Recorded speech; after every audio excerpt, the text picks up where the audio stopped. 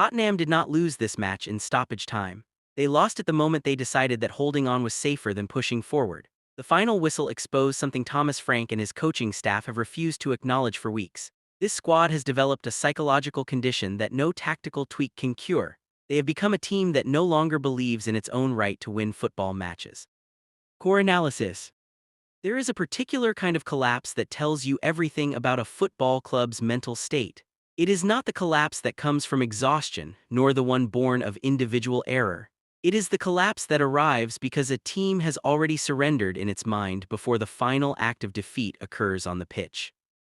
This is where Tottenham find themselves now. Not through some sudden calamity, but through a slow erosion of conviction that began somewhere around late November and has now metastasized into something far more dangerous than poor form.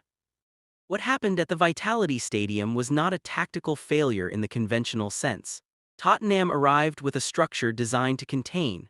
They absorbed pressure competently for long stretches. They created enough moments of quality to suggest that on another day, in another psychological state, they might have won this fixture by a comfortable margin. But comfortable is precisely what Tottenham are not, and that discomfort has become self-fulfilling. Consider the position Thomas Frank inherited when he arrived from Brentford in the summer. Ange Postecoglou had left behind a squad traumatized by a relegation battle, yet one that still possessed muscle memory of attacking football. The Australian's methods had failed, but his players understood what it meant to chase a game, to commit bodies forward, to accept vulnerability as the price of ambition. Frank was supposed to bring balance, pragmatism, the fabled Scandinavian steadiness that had transformed Brentford from championship hopefuls into Premier League mainstays. Instead, he has introduced hesitation, and hesitation, once it takes root in a dressing room, spreads faster than any virus. What we witnessed against Bournemouth was a team that appeared genuinely confused about who it is supposed to be. In the opening 20 minutes, they pressed with intent, they moved the ball with purpose. There was evidence of a plan being executed with reasonable conviction. Then the match shifted, not because Bournemouth did anything particularly clever, but because Tottenham retreated into themselves. The spaces between their lines widened, the passing became horizontal, the intent drained away like water through sand. This is not new. Supporters who traveled to the G-Tech Community Stadium on New Year's Day saw the same phenomenon. Fans at the Tottenham Hotspur Stadium against Sunderland watched it unfold in real time. The pattern has become so predictable that opposition managers no longer need sophisticated video analysis to exploit it. Wait, be patient, Tottenham will eventually stop playing. When they do, attack.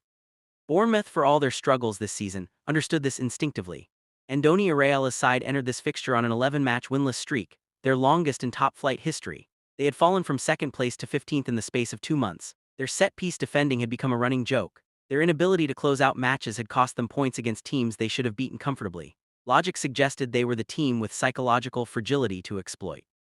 But logic does not account for the strange alchemy of football. It does not explain why a team that has forgot how to win can suddenly remember in the 90th minute. It does not predict the moment when accumulated frustration transforms into desperate clarity. Sometimes a team that has nothing left to lose plays with the freedom of the condemned. Sometimes a team protecting its status plays with the fear of the hunted.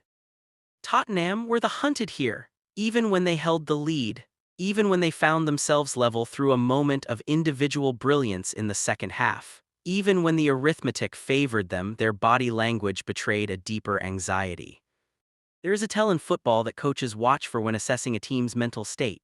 It is not found in pressing statistics or expected goals models. It is not captured by any analytics platform or data visualization tool. It is found in what players do in the moments immediately after conceding. Do they push forward? Do they demand the ball? Do they make eye contact with their teammates? Do they communicate with urgency and purpose? Or do they look at the bench? Do they drop their heads? Do they suddenly remember defensive responsibilities they had forgotten when they were winning? Do they pass backwards when forward options exist? Tottenham's response to adversity in this match told a story of a squad that has lost trust, not necessarily in each other, though that may come, but in the system they have been asked to implement, in the philosophy they have been told will eventually bring success. Players do not sustain belief through faith alone.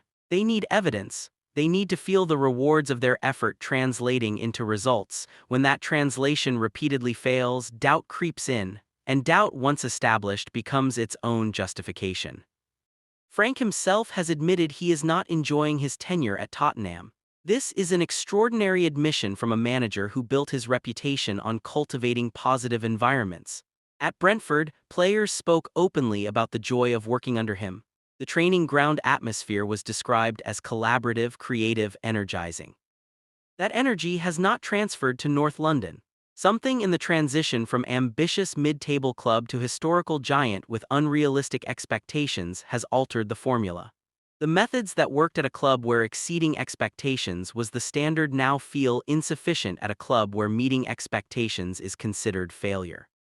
This is the psychological trap that Tottenham have fallen into. They are too talented to accept mid-table anonymity, yet too fragile to compete for the positions their talent should guarantee. They exist in a purgatory of their own making, where every match becomes a referendum on their identity rather than simply 90 minutes of football to be won. Bournemouth's victory will be remembered for the emotion of a departing star delivering one final moment of brilliance. Anton Semenyo's impending transfer to Manchester City had been the story overshadowing this fixture. His late contribution provided a narrative that writers of fiction would have rejected as too convenient. But the more significant story is what this result reveals about Tottenham's trajectory under their current management. They have now collected just 2 victories from their last 11 Premier League matches. They have fallen from 3rd place in early November to 13th. They have been booed by their own supporters, serenaded with chants of dissatisfaction, and subjected to public calls for the manager's resignation from former players. All of this might be survivable if the performances suggested improvement was coming. If there were signs that the players were beginning to grasp the concepts being asked of them. If the body language on the pitch indicated belief rather than doubt. None of those conditions apply. What Tottenham demonstrated at the Vitality Stadium was not a team learning painful lessons on the path to eventual success. It was a team trapped in a cycle of anxiety that reinforces itself with each passing fixture. They protect leads because they fear what happens when they do not. That protection breeds passivity. That passivity invites pressure. That pressure eventually produces the exact outcome they were trying to avoid.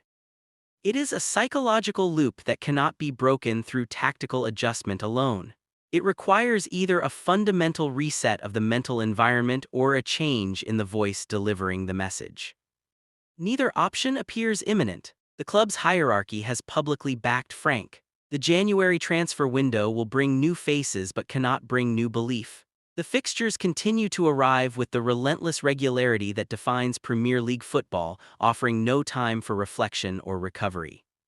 This is why the Bournemouth result matters beyond its immediate implications for the table. It matters because it confirms that Tottenham's problems are not circumstantial. They are not the product of bad luck or fixture congestion or the absence of key personnel. They are structural, they are psychological, they are becoming existential. There's a particular kind of club that exists in English football. Not quite elite, not quite ordinary. Historically significant but contemporarily confused. Haunted by memories of what they once were and paralyzed by uncertainty about what they should become. These clubs attract managers with transformative reputations and then consume them. They sign players capable of performing at the highest level, and then watch those players diminish under the weight of institutional dysfunction.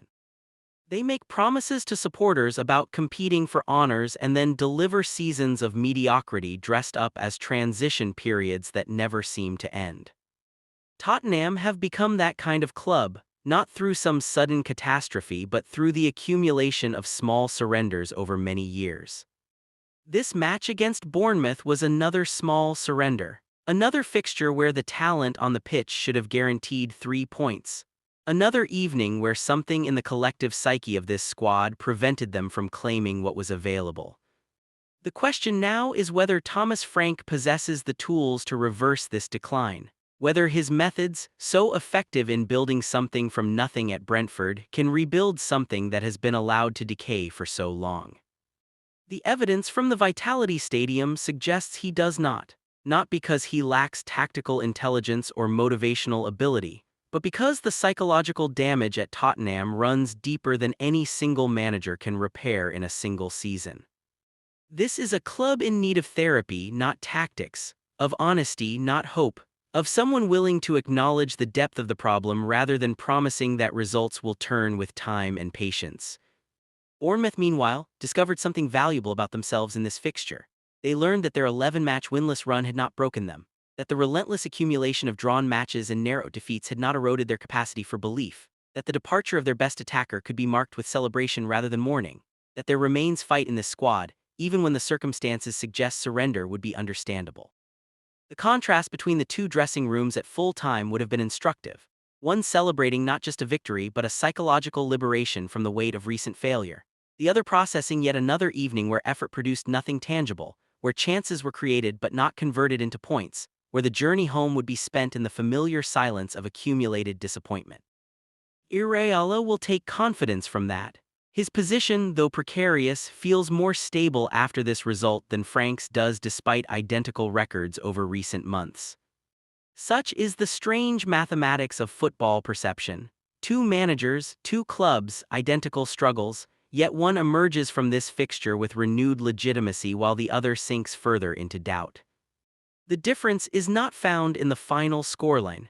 It is found in what each team revealed about itself over 95 minutes of competition.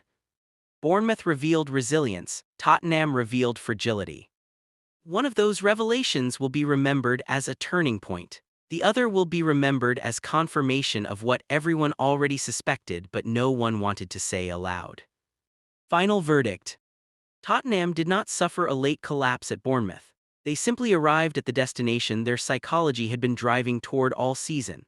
And until someone at that club finds the courage to admit the problem is mental rather than tactical, every fixture will end with the same confused silence that greeted the final whistle at the Vitality Stadium.